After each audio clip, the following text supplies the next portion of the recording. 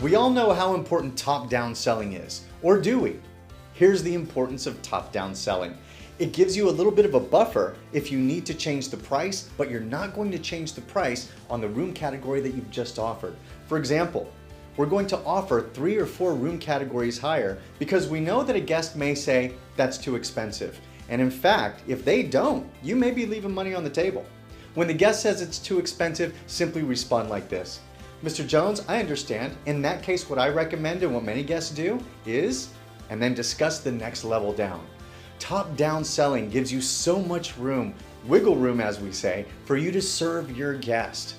Think about it in the opposite. If I only offered one category up and the guest says it's too expensive, what can I do? Discount the price of the offer I just made? Use top-down selling to show your guests the value of every one of your offers, and you'll have them walking away from your front desk feeling like absolute gold.